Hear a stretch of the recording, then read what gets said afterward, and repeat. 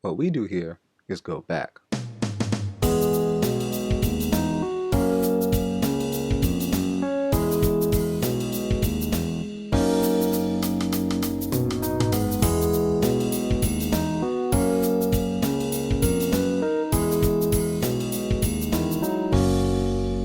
Well, hello, and welcome to, or welcome back to, my channel.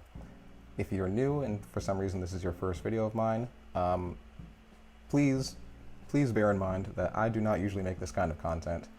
Feel free to explore the rest of the stuff I have, but it's mostly entirely scripted stuff. I like to be very prepared when I make videos and things like that. If you're a returning viewer, then you've probably noticed that I haven't uploaded anything in months. And I promise you, there is very good reason for that, and you will see very, very soon. I'm just knee-deep in scripts, and my past month of summer has kind of gone away already, and, you know, life comes at you with all these other things you don't expect. But anyway, I say all that to say that I was taking a little bit of a break from, you know, script work and editing and all that sort of stuff to try and, you know, throw something for you guys to watch in the meantime. And this was a completely impromptu decision I had about 10 minutes ago as of recording this. So I was just, you know, looking through YouTube real quick, taking a break from recording and whatnot, and I happened upon this video right here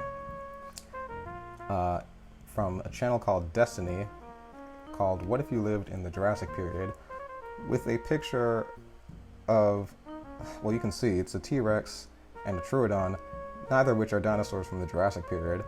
But what really caught my attention was the fact that someone decided to make the teeth absolutely massive on on R.J. Palmer's art piece. And so when I saw this ridiculousness, I was just like, okay, I'm tempted. Again, I do not make this kind of content usually, and I don't intend to make this sort of thing on the regular, if at all, beyond this. I just figured, screw it. I'd take a shot at this sort of react to weird clickbait channel stuff. So, oh, and this is a big channel with like 1 point something million subscribers. So I do not at all feel bad about punching down, or I guess punching up at a channel like this if their videos are bad. And maybe it'll be okay, maybe it'll be decent. So yeah, we're gonna take a quick little look at this video here and see how off the rails it might get. And maybe, just maybe, if for some reason this is the first video of mine that you're watching, I don't know, maybe you'll learn a little something along the way. Alright, so let's take a look at this.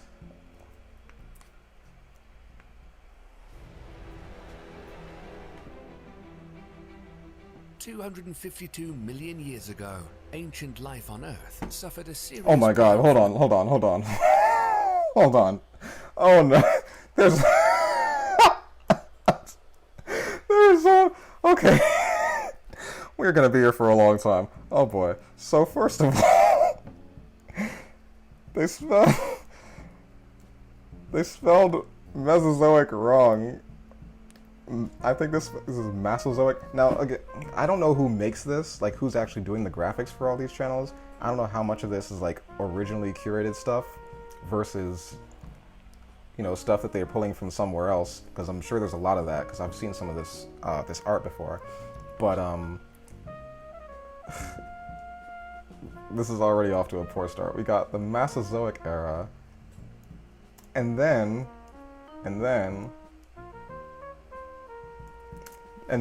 this video, this I've seen in another video before. There's another video, I'll link it, which way is it pointing? It's one of these corners, I forget which corner it's gonna be.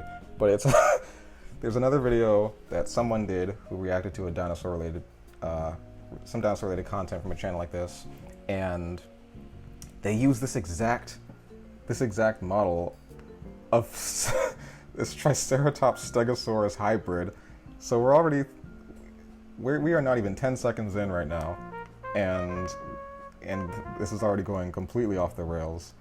We got dinosaurs hybridized that didn't live in the same time as each other. There's like there's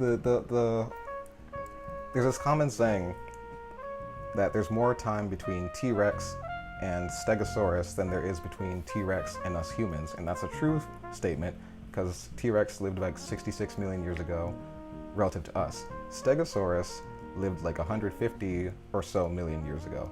So if you use those rough numbers, there's like 20 something, yeah, there's about 20 million years longer between T-Rex and Stegosaurus, and in turn Triceratops and Stegosaurus, than there is between us and Triceratops. So I don't understand who made this and why people keep using this. It's probably because it's free. Oh boy. So anyway, continuing on. A deadly combination of heat and low oxygen.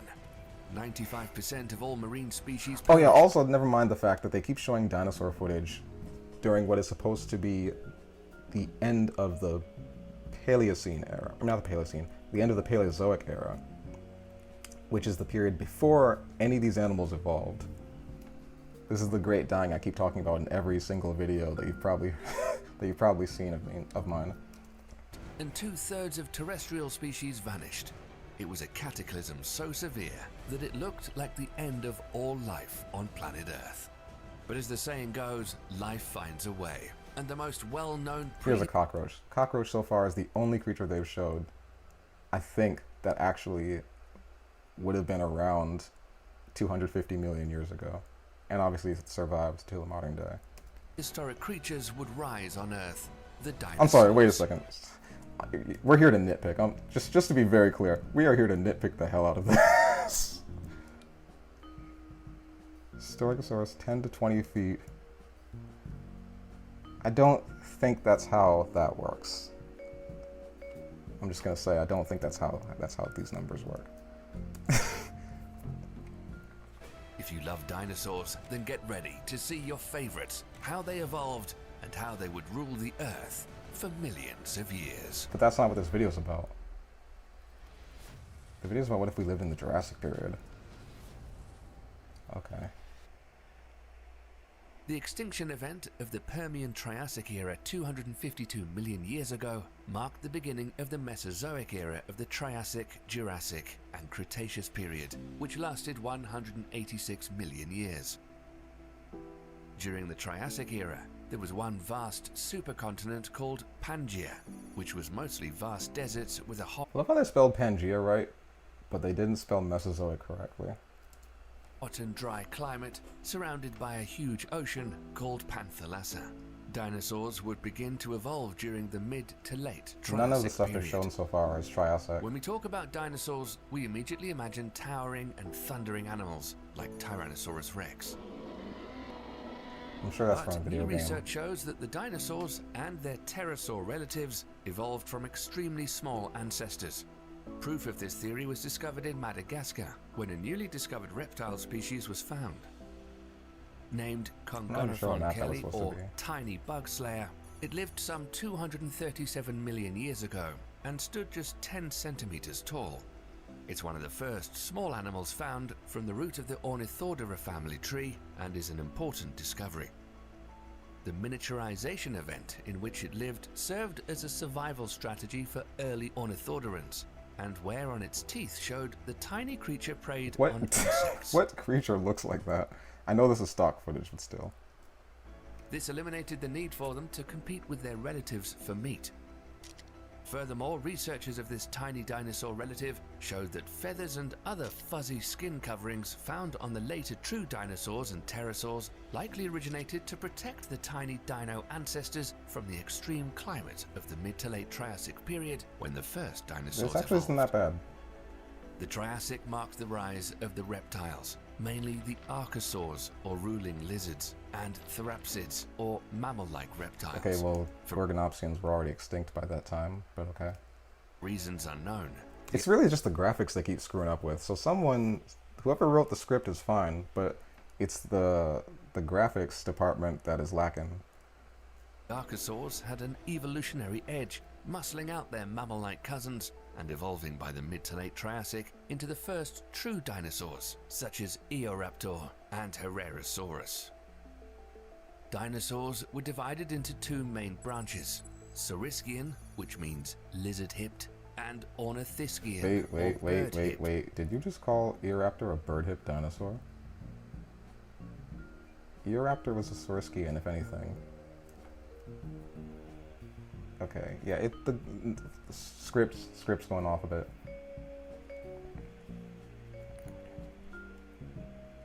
Why did they divide it? So that's what I'm talking about. The graphics just are not paying attention. Also, never mind the fact that this weird lizard hip, bird hip thing where they show the textures of the skin, it has nothing to do with anything. But I mean, I get why they did it, but it doesn't make any sense in the context of what they're saying. But I'm still stuck on the fact that they turn around and then say that the animal Eoraptor right here was in fact a Saurischian, which is what I just said. So why do they have it on the bird hip side? Yeah, I don't know what's going on with the graphics department at this company. Eoraptor was at the root of the Saurischian family tree. It was only 91 centimeters long and weighed about 11 kilograms. It had long legs that allowed fast, and its front paws had sharp claws that helped it to grab prey. Herrerasaurus was more advanced in evolution than the Eoraptor because it had a joint in its lower jaw. It had a large skull, and its jaws were armed with the sharp teeth of a carnivore.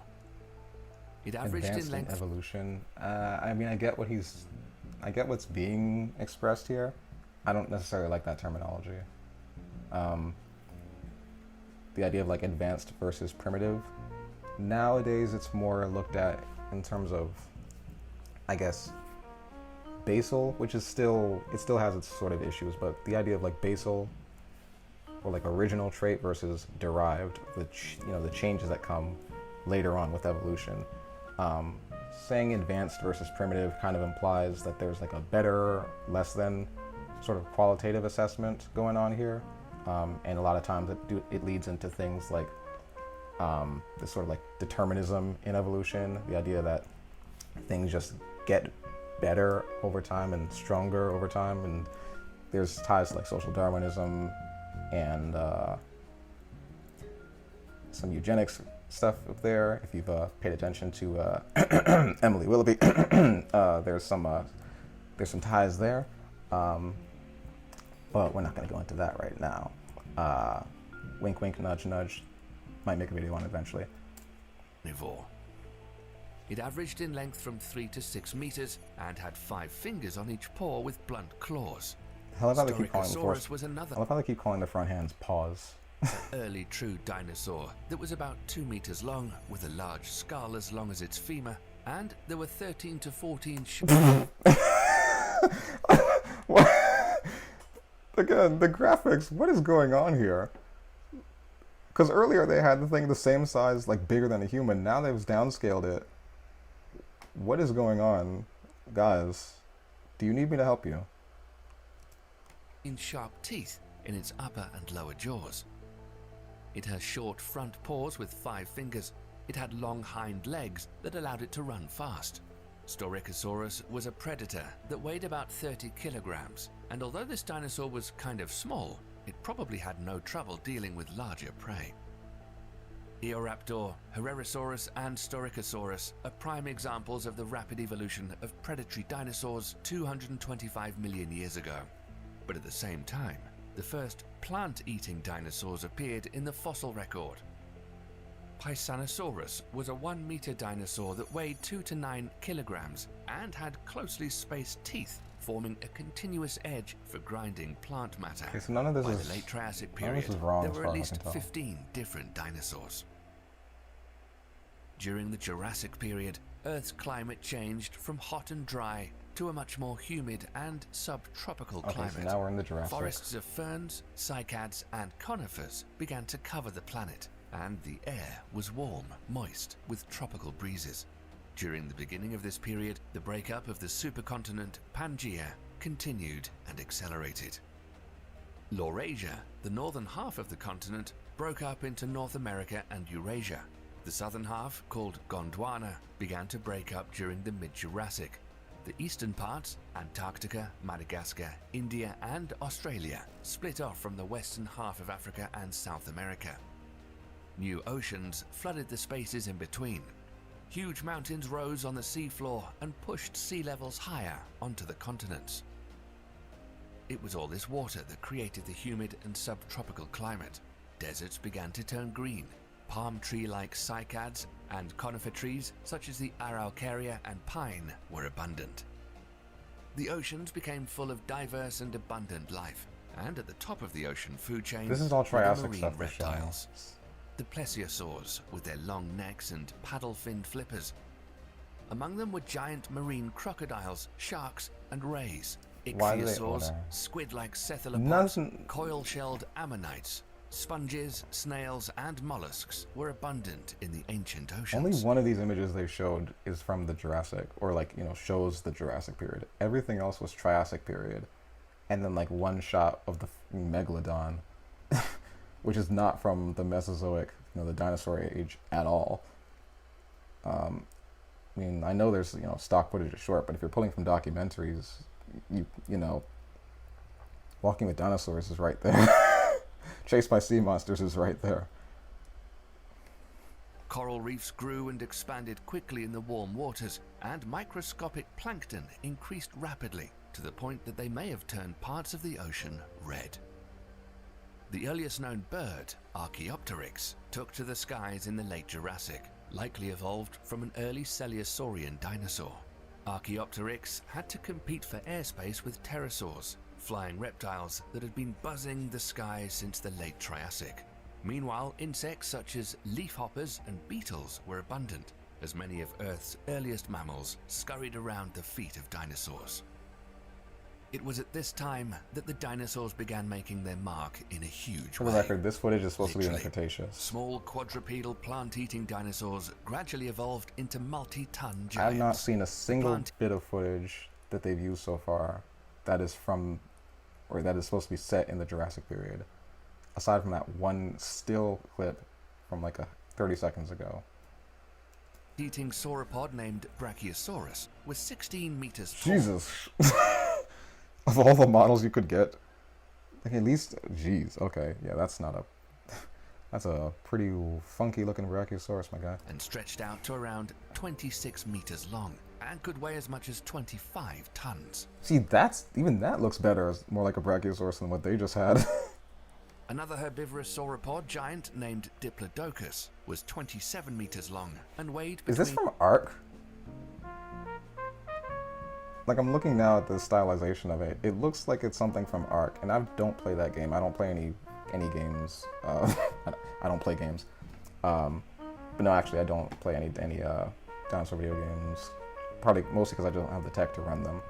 But this looks like a creature from Ark, or like a model from Ark, and I'm not sure why they picked that one, because there's other models from other games that I'm pretty sure you could use that look better, or even just like still models that you could probably use, or just, you know, some footage from Walking with Dinosaurs at the very least, which had a Diplodocus. Granted, you know, it would still be in the same sort of posture, so maybe actually that's not the best reference.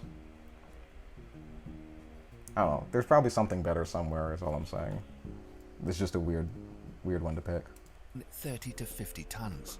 The sheer size of these dinosaur giants may have stopped the attacks of a bulky meat-eating dinosaur that walked on two powerful legs, who also lived during this time, the Yeah, this is ominous definitely from Ark. Allosaurus. This huge carnivore ranged in size from 7 to 12 meters long. That thing looks way too big. Like, maybe first of all, the whole heavy osteoderms thing, all this armor plating that you see in dinosaur depictions all the time, for most of them, they probably didn't have it, or at the very least, there's no evidence that they had it.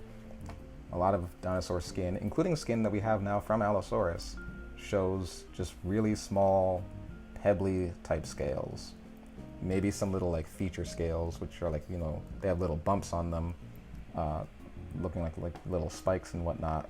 But we're talking like, you know, they'd be this big off the, they'd raise this much off the body. It wouldn't be some sort of weird crocodile type thing. And this goes for pretty much every non-feathered theropod dinosaur that we've found skin impressions of so far. Except for Carnotaurus. And even then, Carnotaurus doesn't have those kinds of osteoderms that you usually see it reconstructed with. Even in Prehistoric Planet, they actually got that wrong, or was outdated anyway. So yeah, this is something that's always annoyed me, seeing these giant armor plates thrown on every single meat-eating dinosaur just to make them look fierce and whatnot. Weighed nearly 2 tons and had 16 sharp teeth in its upper and lower jaw. And like many predatory dinosaurs of the Mesozoic era, this is a much better representation of Allosaurus here, because they're pulling from a better source, one that was actually trying to be accurate. Allosaurus constantly grew, shed, and replaced its 3 to 4. Although to be clear, I am not really much of a fan of this show either, Planet Dinosaur. But for reasons I may or may not talk about later, I probably won't, because I'm not going to review the show at any point. I know a lot of people were attached to it, but it's not really one that I cared much about, even when it came out. So yeah, this isn't the best representation of Allosaurus in terms of its overall sort of behavior and whatnot, but the look is pretty good. And this dinosaur was fast. Models suggest that Allosaurus could run up to 34 kilometers per hour. Fossil evidence shows that Allosaurus preyed on Stegosaurus, and the plant-eating dinosaur fought back, punching holes right through Allosaurus's bones with its spiky clubbed tail. It could be why Stegosaurus had a pretty long run and survived all the way up to the late Cretaceous. What? No. What? No. Stegosaurus did not survive to the late Cretaceous. Stegosaurus went extinct at the end of the Jurassic, if not before then. There are some stegosaurs, stegosaurs being the whole group, that might have gone to like the early Cretaceous, maybe even the quote-unquote mid-Cretaceous, but certainly, as far as we know, not the late Cretaceous. There are no stegosaur fossils of that age, and certainly not of Stegosaurus itself.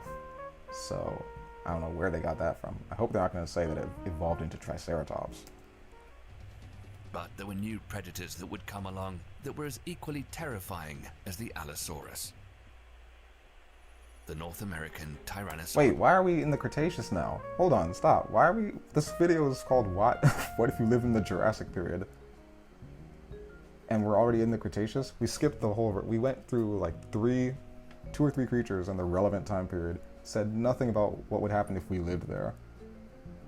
So, I mean, they clickbaited me, but whatever. I know that's the case. But I was hoping this would be some like off-the-wall scenario. I don't know. I'm officially disappointed. I'm not even mad. I'm just disappointed. Rex could grow 12.5 meters long and weighed up to 8 to 10 tons, although now some say it might have weighed half of these estimates. But the T-Rex wasn't alone in the meat-eating dinosaur category. In fact, it was either outclassed or equal to 2 other sharp-toothed monsters. Neither of which lived with it, so it does not matter. Get over it. I hate these size comparison things. The size wars between the big theropods, the Spinosaurs and the Giganotosaurus, which I'm pretty sure both of which they're going to mention because they were the other 2 creatures that kicked T-Rex's ass in the Jurassic Park movies. But, like, they did not live together. None of them lived together. Well, that's not true, actually. Spinosaurus and Carcharodontosaurus lived around the same time. But aside from them, none of these lived together. Stop bringing them up in the context of T-Rex. It's such a tired conversation. I get, media has to focus on sort of measurements of, not measurements of, like when you're talking about something, you have to relay it to people who know, assume they know nothing. And yeah, T-Rex is the dinosaur everyone knows. It might be the one dinosaur everybody knows. But it's still annoying, even in the context of channels that are sort of aiming at audiences that might know a little better, to continually see this repeated bringing up of T-Rex, or bringing up this, trying to set up this idea of like a rivalry between T-Rex and these animals that it did not exist with in the same time and place. It's just really annoying to me. Can we just appreciate the animals as themselves and just stop comparing everything to T-Rex and stop taking T-Rex as like the standard for giant theropod dinosaurs? Because it's really not the standard. The more that you learn about the other giant theropod dinosaurs, and even about T-Rex itself. T-Rex is an exceptional animal, and it's cool, but it's an exceptional animal in so many respects. So I don't mean to go off on a whole tangent about T-Rex right now,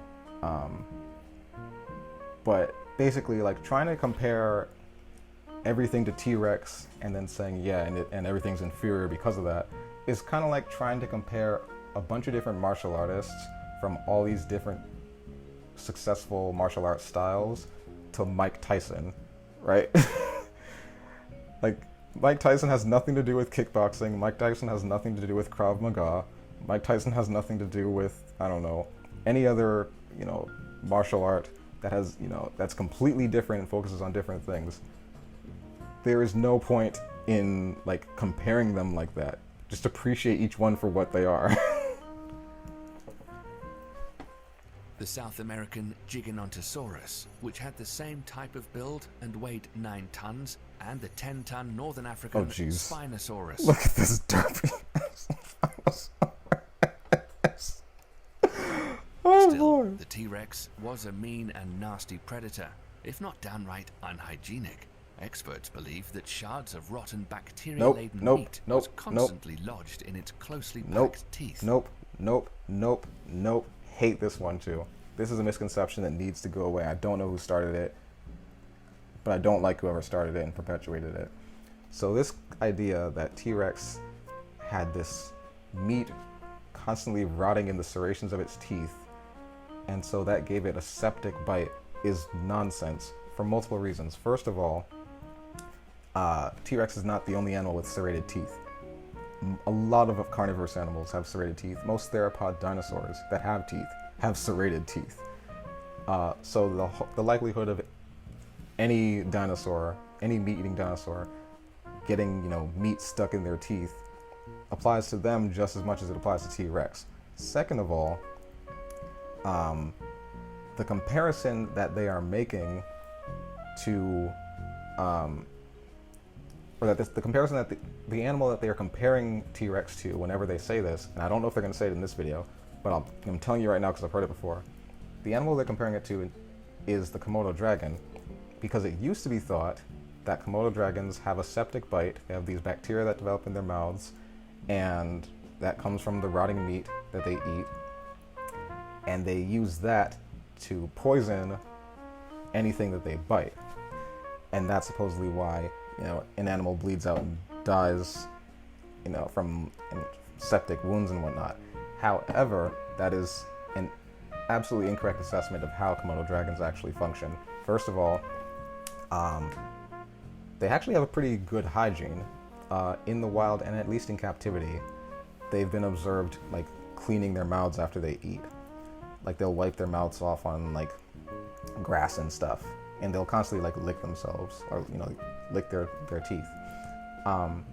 So they don't actually trap much meat in their teeth, if any at all. Secondly, Komodo dragons are venomous, and how much they actually rely on their venom to kill things is still debated. But Komodo dragons are in fact venomous, and their venom, there have been video, you can probably find a video, I'll link it, where when you add Komodo dragon venom to like a blood sample, it basically causes hemorrhaging, and so the blood just flows really freely, and so that's why animals will bleed out a lot when they get bitten by a Komodo dragon. And then the idea of like the septic shock that comes in is only really a behavior that's seen and observed, as far as I know, in water buffaloes. And that is because water buffaloes, when they get injured, they retreat to water to stay away from other predators, or to stay away from predators. And so when they run into these still ponds of water that have a lot of bacteria in them, they get infected. So that's where the infection tends to come from. Komodo dragons and water buffaloes are relatively new to each other in terms of like living together and having a predator-prey relationship. Because water buffaloes were introduced, I'm pretty sure, by humans long after Komodo dragons were already established on most of the islands that they live on. So they weren't even hunting animals that would react or behave that way to their presence. So everything about the analogy, comparing Komodo dragons and saying, septic bite, therefore T-Rex must have the same thing. Everything about that, it just completely falls apart. And I don't know who started it, and I don't know why it keeps spreading around, but I think it's been pretty heavily debunked at this point. But here it is again in 2022. So that's my little rant on that. I've been wanting to say this for literally years. Which gave the animal a septic bite that would eventually be fatal to its wounded prey. Of course. And the other thing is, like, I have to say, any animal, going back to the idea of like any animal having serrations and whatnot, any bite you get from a creature could end up being a septic bite. So it's not something that would be unique to T-Rex, if that even were the case. Like, I could bite you and it would be septic. I mean, I've brushed my teeth, but still, it's the same idea. You get bitten by anything, it could get infected. That's just how dentition and biology works. Of course, this process would have taken at least several days or weeks, and another T-Rex would probably reap the rewards. Scientists examining the T-Rex skull determined it had the bite force of between 1,500 to 5,000 pounds per square inch, and could take bites of flesh in the 225 kilogram range. But Tyrannosaurus rex, like Allosaurus, had problems with prey itself. It lived in the same region and time period as some armored plant-eating dinosaurs. And again, we are not in the Jurassic. One of the most iconic dinosaurs next to T-Rex has to be Triceratops. Oh, jeez. Oh, boy. Why do they keep using ARC models? If they had used some models from like the Jurassic World Evolution games, that would be better than this. Honestly, I mean, the models from the base game might be better than using an ARC model. Or I'll let you just vote upon that one. Tops, which means three-horned face. All Triceratops had three-horned skulls. Two massive horns were above the eye socket, and one smaller horn was over the nose. Weighing around 6.5 to 13 tons, the biggest Triceratops was 9 meters long from nose to tail. The tips of their shoulders were 3 meters off the ground. Triceratops had teeth arranged in dental batteries, and each individual tooth was stacked in a vertical column of 3 to 5 teeth. These formed rows with 36 to 40 tooth-loaded columns. This means that a single Triceratops could have 800 teeth at its disposal. It had a narrow beak and powerful jaws that allowed it to grind down tough vegetation and trees. It's one of the last non-avian dinosaurs to evolve at the end of the Cretaceous. Which brings me to ask the question, why are we talking about it again? It's what if you lived in the Jurassic period? Ankylosaurus is another of the most famous armored dinosaurs. It was the largest ankylosauride and the last of its kind. I haven't been getting on pronunciation, probably because I'm not that big of a sticker on it, but it's Ankylosaurus, or Ankylosaurus. The Y comes before the L. Just saying. It's thought to have lived right up to the end of the Cretaceous period. The body of Ankylosaurs was covered in bony plates. There's also not an It had a beak Ankylosaurus. and teeth, and 4 horns that projected backwards from its head. When they commission people to put these videos together, I'm genuinely curious, like, what do they do? Like, how does that process work? If someone who works on these channels happens to see this video, can you please tell me how this works? Because I feel like I should at least offer my services. as long as it's getting paid, you don't have to pay me very much, but as long as someone genuinely wants to like make these videos better, I will be willing to give you some better references, because this ain't it, chief. Its tail ended in a club, which provided protection from predators. This would have been useful, since ankylosaurs lived alongside Tyrannosaurus rex and other meat-eating predators. They use Borealopelta, and it's not a creature from the specific family they're talking about, but at some point during the middle of the Cretaceous period, dinosaurs from the ornithopod family evolved into the popular hadrosaur, or duck-billed dinosaurs. They were large, oddly shaped, low-slung vegetation eaters with tough beaks on their snouts, which were used for shredding vegetation. These dinosaurs are believed to have lived in herds and were capable of walking on two legs. Maybe. Although I think at this point a lot of people are sort of leaning towards hadrosaurs being much more four-legged animals than two-legged ones. Some might have been able to stand on two legs. Some smaller ones might have been able to walk on two legs. But these were creatures that were like elephant size, if not much more. So, like, elephants can stand up, and I have seen circus elephants once or twice actually walking on their hind limbs, but it's not something that's, a common behavior. Could they do it? Maybe, but I wouldn't, describe them as being capable of walking on two legs per se. Sauropods became even bigger by the late Cretaceous period. You may have thought that Brachiosaurus and Diplodocus were big, but by the time the late Cretaceous period rolled around, there was another dinosaur that existed, which could possibly be the biggest land animal that's ever walked the earth. Let me see if I'm gonna guess which one they have. Because this is riding on Jurassic Park's or Jurassic World Dominion's coattails, I'm going to guess that they're going to say Dreadnoughtus, but I'm also going to guess that they're going to go with the more popular one and say Argentinosaurus. It's going to be one of those two. Argentinosaurus. Okay, they went with Argentinosaurus could be because that's the first. I think it's the first giant titanosaur that I guess the pop culture media sort of learned about. It was the first giant titanosaur that got popular, I guess, because it's somewhat complete. 40 meters in length and weighed between 50 and 100 tons. It was a member of the Titanosauria, the dominant group during the Cretaceous period, and was a herbivore like its earlier sauropod cousins. There was also a strange new breed of dinosaur that lived 20 million years before they all went extinct.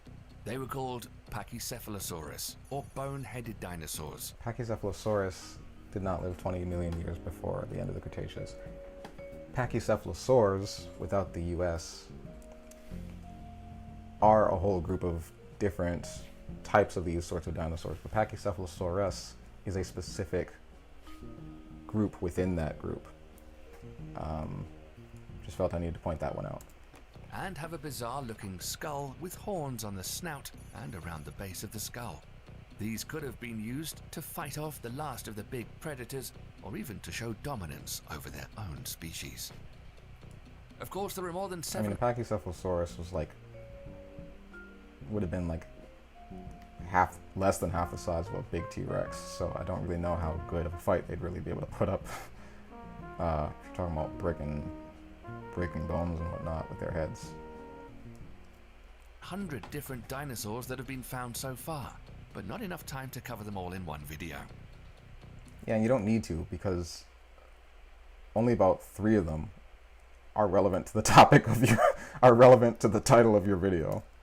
There are some dinosaurs that lived in the colder regions, when they were further south and within the Antarctic Circle during the Cretaceous. During this time, there could have been some snow and ice, and temperatures as low as -10 degrees Celsius during the 3-month-long dark winters. There were a variety of different dinosaurs living in this polar zone. In 2014, a skull... Wait, did they say Antarctic or Arctic? Because now they're about to talk about the animals of Alaska, which is in the North Pole, and has always been, well, not always, but for the most part, has always been towards the North Pole. Not the South Pole. Wait, I gotta go back and hear that again. Lived in the colder regions, when they were further south and within the Antarctic Circle during the Cretaceous. During this time, there could have been some snow and ice, and temperatures as low as -10 degrees Celsius during the 3-month-long dark winters. There were a variety of different dinosaurs living in this polar zone. In Yeah, they said Antarctic. So now they're getting the North Pole and South Pole confused. So good job, whoever wrote that one. 14, a skull section and upper and lower jaw bones were found of a miniature T-Rex called Nanoxaurus hoglandi. It's believed that... Well, I mean, sure, miniature T-Rex. Again, reusing T-Rex as a point of comparison. And I guess it works a little bit better than it does in the previous case, because these are both tyrannosaurs, but still. Many dinosaurs had feathers to protect them from the elements, and this tiny T-Rex cousin was about 6 meters long. It's not tiny, by the way. That's this is what I'm talking about with like using the extremes of like anything as like the unit of measurement for everything else. Because T-Rex is exceptional. Again, even within tyrannosaurs, T-Rex is an exceptional animal. It is the biggest of them, the most powerful of them, and it's built unlike most of its family members. Like Nanoxaurus, based on what little we know about it, is more typical in terms of size, at least, to like most of, you know, the average tyrannosaur, if you just go by the number of species and you just randomly picked one. But also, Nanoxaurus actually might have been bigger than this. There's some unpublished research I've mentioned in a previous video that suggests that it was probably closer to maybe 30 feet long. So, wasn't as miniature as was initially and commonly believed. It's now believed that all species of Tyrannosaurus rex had feathers to protect them from the elements. No, okay. I gotta address this one. All species of Tyrannosaurus rex. Tyrannosaurus rex is a species, and it's just one species. If you wanted to say all tyrannosaurs, or yeah, you'd say all tyrannosaurs if you wanted to talk about other members of the T-Rex family, so to speak. Again, I get what they were trying to say, but it's just terminology's back and forth here, and I know I'm nitpicking, but I said we're gonna nitpick because it's worth talking about a little bit if we're gonna sit through 15 minutes of this. So yeah, and the whole thing about tyrannosaurs having feathers, I'm not even gonna step into that. Personally, I think, yeah, sure, they all had feathers to some extent. I think Prehistoric Planet did a very good job at showing exactly how I personally feel Tyrannosaur or T-Rex feathers specifically would have worked.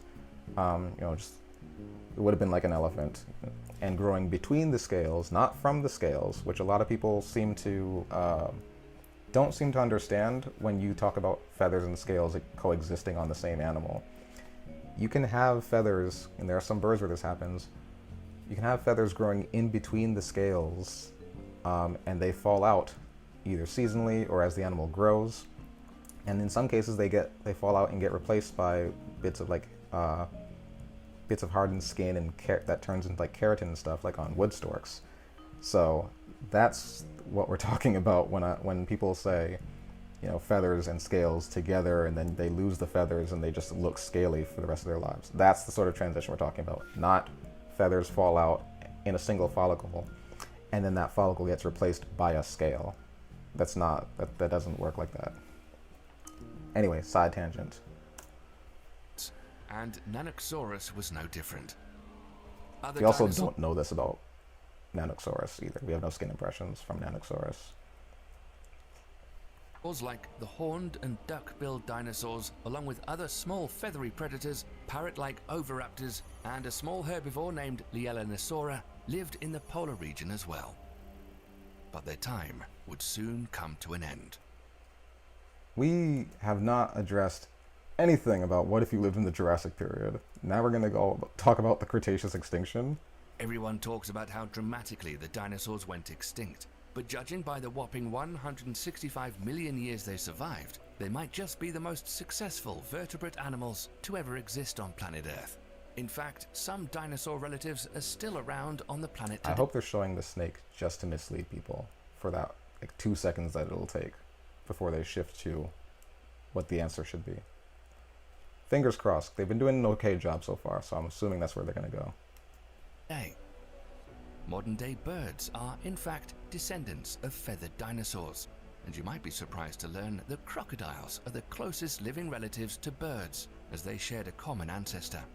The two groups are the only known survivors of the archosaurs. Okay, yes, they got that correct. We all know what happened to the dinosaurs, and if you missed our video on the day the dinosaurs went extinct, we'll put a link in the description for you. This documentary was the only one that I've seen that really... Well, actually, no, there's still that new one that I have to watch with the new David Attenborough one about the Tanis site, which is still contentious, but I think people have kind of moved on to just waiting for the papers to come out about that one. But yeah, I still have to watch that show. But I was saying, what is it, Last Day of the Dinosaurs, I think this was called, which is just a repackaging of Clash of the Dinosaurs for the most part. I thought it was, the idea of it was good, and I thought the execution was okay, to some extent. It's been a long time since I've watched it, though. Please let us know in the comments what you thought about the video. See, wait, what are you doing? You got aisle models here. The aisle models are pretty good. Why did we just... The aisle has some pretty good, like Tyrannosaur designs. They keep redesigning the thing every... I don't know how long they've done it. Or the I forget his name. Vlad Kostanikov? I'm sure I butchered that name. But he has a really good T-Rex model that you could have used to show a T-Rex. And he's got some other good models that could have been representative of some of these dinosaurs that you used ARC models for instead. I don't understand what's going on. And tell us what you'd like to see next. Stay tuned for more cool videos. Oh boy, what is that? And thanks for watching.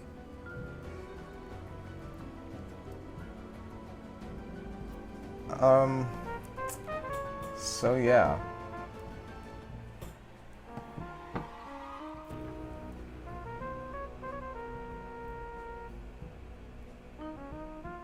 And there you go.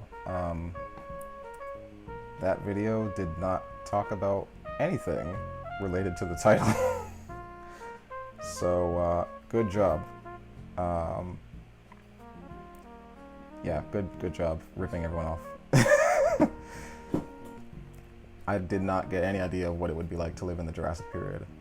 They spent so much time talking about the Cretaceous. And again, I'm sure they did this specifically to capitalize on, Jurassic World Dominion hype. The fact that the franchise has the name Jurassic in it when most, if not all of its most famous dinosaurs come from the Cretaceous anyway, is also, that's another layer of media just repeating itself, or just, trying to ride on this one franchise and the success of that one franchise. So, we will never escape the shadow of Jurassic Park. I'm sure of that. At least no time soon. So that was the video from a channel that has 1.39 million subscribers. Honestly, I wasn't expecting much. This was actually, in some respects, a lot better than I was expecting it would be. But far from the best. Oh, okay, yeah, this video is the one that I looked at recently, or I watched someone else react to it. You can watch her video about it. Again, I'll link it somewhere up there if I haven't already. But yeah, in the meantime, I'm going to now finish editing this, throw it onto YouTube. Y'all can watch it and enjoy it, I guess, if you want to. And I'm going to go back to editing and recording and try and do as much as I can within the next 48 hours before things get really busy on my side again. But you will see what I've been up to this summer, and I hope you enjoy the reveals of that. And in the meantime, if you're new, I do have some videos you can already check out. So I definitely want to nudge you in that little direction. All right. I don't usually do a lot of self-promotion, so I'm still new at this. But yeah, if you liked what you've seen, yeah, check those videos out and maybe even like and comment and subscribe. I said when I started this channel I would never say those words, but here we are. Don't expect to hear it from me again because I want to keep that vow. But yeah, I'm going to head off now, so adios. Stay tuned.